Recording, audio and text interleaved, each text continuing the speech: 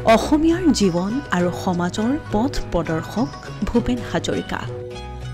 ভূপেন হাজৰিকা অবিহনে অসমীয়া জাতি আৰু সমাজ অসম্পূৰ্ণ, যাৰ বাবে অসমীয়াই তেওঁক মৰমেৰে মাতিছিল ভূপেন দা বুলি।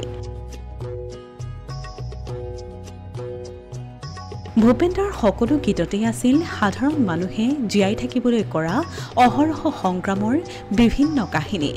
ধনী দুখীয়াৰ মাজত কোনো ধৰণৰ বৈষম্য নথকা এখন শ্ৰেণীহীন সমাজৰ তেওঁ সপোন দেখিছিল। শোষণ আৰু অন্যায় নোহোৱা এখন সমাজৰ কথাও তেওঁ কল্পনা কৰিছিল, য'ত বিভিন্ন ধৰ্মৰ লোকসকলে একতা আৰু সম্প্ৰীতিৰে বাস কৰিব পাৰে। গীতৰ কথাৰ জৰিয়তে জনসাধাৰণৰ অন্তৰ্নিহিত ইচ্ছাক প্ৰকাশ কৰাত ভূপেন দা হৈ পৰিল জনসাধাৰণৰ কণ্ঠস্বৰ। যিকোনো পৰিস্থিতি আৰু পৰিৱেশত তেওঁ অসমৰ ৰাইজৰ আশা আকাংক্ষাক গীতৰ জৰিয়তে সমাজৰ আগত দাঙি ধৰিছিল। জাতিৰ সংকটকালত গীতেৰে কথাৰে অসমীয়াক সকিয়নি প্ৰদান কৰা ডক্টৰ ভূপেন হাজৰিকাৰ তেনে কিছু কথা সামাজিক মাধ্যমত শেহতীয়াকৈ চৰ্চিত হৈ পৰিছে। আহকচোন শুনো কি কৈছিল ডক্টৰ ভূপেন হাজৰিকাই। মোৰ জাতিৰ ইতিহাস সংগ্ৰামেৰে লিখা ইতিহাস। এই সংগ্ৰামী জাতিৰ সংকটৰ মুহূৰ্তত লৰি আহোঁ মোৰ দেশৰ মানুহৰ কাষলৈ, গীতেৰে সুৰেৰে শত্ৰু বধাৰ সংকল্প লওঁ। ওহো হো মহ দেশৰ হকে মৰব, কিঞ্চিত নাই ভয় নাই, ওলালো মুক্তিপথ যাত্ৰী, হে হে ওলালো মুক্তিপথ যাত্ৰী। মই আগেই কৈছিলো, আজিও কওঁ, নিজৰ আইক ভাল পোৱা মানে আনৰ আইক হীন কৰা বুজায়নে? মোৰ দেশৰ মানুহৰ মৰমে মোক আপ্লুত কৰে। মাতৃভূমিৰ চকুপানী দেখিলে মোৰ হিয়া ভাগে। মুখা পিন্ধা শাসকৰ দুৰাচাৰ দেখিলে মই ক্ৰোধান্বিত হওঁ।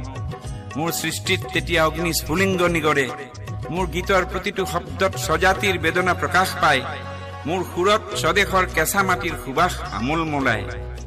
অগ্নিযুগৰ ফিৰিঙতি মই নতুন অসম গঢ়িম, সৰ্বহাৰাৰ সৰ্বস্ব পুনৰ ফিৰাই আনিম, নতুন অসম গঢ়িম।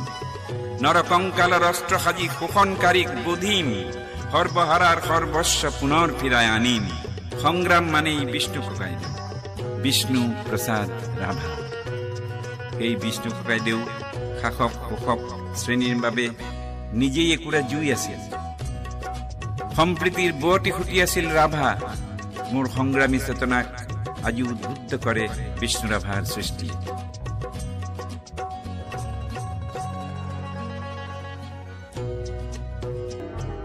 বিশ্বৰে ছন্দে ছন্দে মহানন্দে আনন্দে নাচা নাচা তেমোহৰ দেউ নাচা। জ্বলোৱা সাগ্নিকো তপহুম বহনি, বিনাশক এন্ধাৰ তব জয়ী অগ্নি। বিশ্বৰে দেউলত জ্ঞানৰে বন্তিৰ, আলোকৰে শিখা উঠক নাচি, অজ্ঞান এন্ধাৰ বিনাশী উলকানন্দে। কামনা বাসনাৰ মোহত আচ্ছন্ন মানুহৰ পৃথিৱীখনত নীতিবিহীন শাসকৰ ভেদাভেদৰ ৰাজনীতি দেখি মোৰ অন্তৰে কান্দে। উচ্চ নিচ ধনী দুখীয়াৰ কৃত্ৰিম প্ৰাচীৰবোৰ বাৰু কাৰ সৃষ্টি?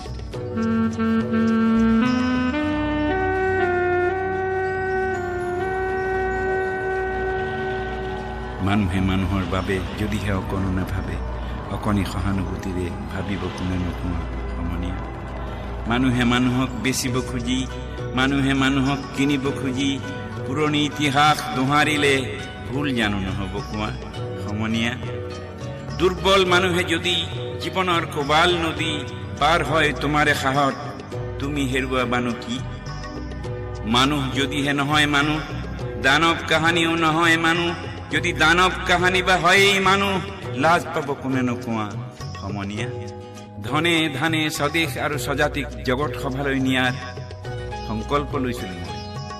অজ্ঞান এন্ধাৰ নাশি লুইতৰ পাৰাপাৰ জ্যোতিৰ জেউতিৰে মহিয়ান কৰাৰ সপোন বুকুত বান্ধি এদিন মই গাইছিলো, জিলিকাব লুইতৰে পাৰ, এন্ধাৰৰ ভেটা ভাঙি প্ৰাগ জ্যোতিষত বয় জেউতি নিজৰাৰে ধাৰ। মৃত্যু শপত খাই জীয়াই থকাৰ যুঁজত নমা নিপীড়িত জনতাৰ বুকুৰ আৰ্তনাদৰ মৰ্ম উপলব্ধি কৰিবলৈ মই চেষ্টা কৰিছিলোঁ। সেয়ে হয়তো মোৰ কথাত গীতত সুৰত মূৰ্ত হৈ উঠে শাসক শোষক শ্ৰেণীৰ প্ৰতি তীব্ৰ ঘৃণা। মুক্তিকামী লক্ষ মানুহৰ মৌন প্ৰকাশ শুনি মই সেই লিখিছিলোঁ, মুক্তিকামী লক্ষ জনৰ মৌন প্ৰকাশ শুনিছেনে? মোৰ পুতৌ হয় মুক্তিকামী হাজাৰ মানুহৰ জীয়াই থকাৰ স্পৃহাক এচাম দানৱৰূপী শাসকে ভৰিৰে চেপি তিল তিল মৃত্যুৰ মুখলৈ ঠেলি দিয়া দেখি তেতিয়া মোৰ মুখেৰে ওলাই ৰাইজ যদি ৰজা হয় নৃপতিনো কোন, দেশখন বেচোতা এই বদন্তিনো কোন, তেজ হোহা যোগ যেন মহাপুৰুষ হয়। নিশ্চ মানুহক পুতলা সাজি ধুৰন্ধৰ শাসকৰ মাজত ৰাজপাত খোৱাৰ প্ৰতিযোগিতা দেখি মই গানেৰে কৈছো, ৰাইজ আজি ভাৱৰীয়া দেখেই নাট ঘৰ, কোনে কি ভাও ল'বা আহা সময় যে থাকৰ, আখৰা নালাগে নালাগে পোছাক নঙঠা হৈয়ে আহা, বোকাটোৰ পেটতে গামোচা বান্ধি উন্মাদ হৈয়ে আহা, তেহেৰ হন চৰিব নাটৰ, কোনে কি ভাও ল'বা আহা সময় যে তাকৰ। মোৰ দেহৰ শিৰাই শিৰাই অসম আৰু অসমবাসীৰ সুখ দুখৰ কণিকাবোৰ অহোৰাত্ৰি চেকুৰে। মোৰ দেশ অসম দেশ, বিশ্বৰ আৰু ক'ৰবাত আছেনে এই বতাহ, এই পানী, এই মানুহ, এই সাহস? অসম আমাৰ ৰূপহী গুণৰো নাই শেষ, মহামিলনৰ তীৰ্থ মোৰে অসম ভূমি, পাহাৰ ভৈয়াম একে কৰা ৰামধনুৰেই দৰে, তোমাৰ ভাষাৰ মৰমবোৰে মিলন সেতু গঢ়ে, লোহিতৰে বহল পাৰক প্ৰণিপাত কৰোঁ, জন্ম ললো ইয়াতে ইয়াতে যেন মৰো।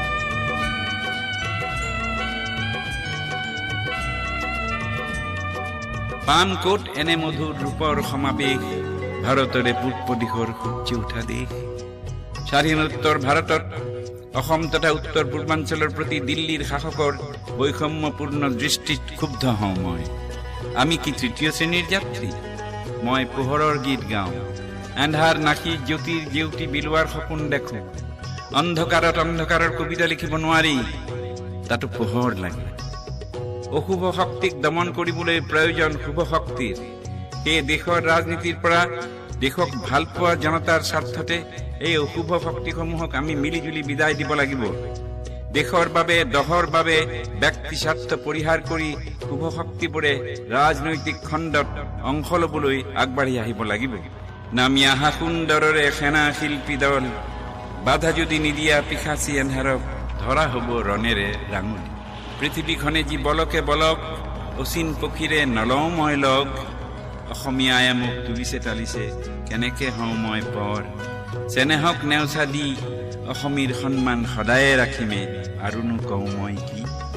গীতেৰে সুৰেৰে কথাৰ ছন্দেৰে সাত সাগৰ 13 নদীৰ সিপাৰলৈকে অসমৰ বৰ্ণাঢ্য সাংস্কৃতিক ৰঙা দলিচা পাৰি আগুৱাই লৈ যোৱাত মই কোনো কালেই কোনো গাফিলতি কৰা নাই। মই আপোনালোকৰ সেই মৰমৰ ভূপেন হাজৰিকা হৈয়ে থাকিব খোজোঁ। স্বদেশৰ কেঁচা মাটিৰে নিবিড় সম্পৰ্ক ৰাখি মই আজিও গৌৰৱবোধ কৰোঁ। আহক আমি শোষণ বঞ্চনা অন্যায় অবিচাৰৰ বিৰুদ্ধে এখন নতুন যুঁজৰ অৱতাৰণা কৰোঁ। আহক আমি আজি বন্ধ সজাৰ দুৱাৰ ভাঙি জ্যোতিৰ নতুন দিগন্তলৈ ওলাই যাওঁ।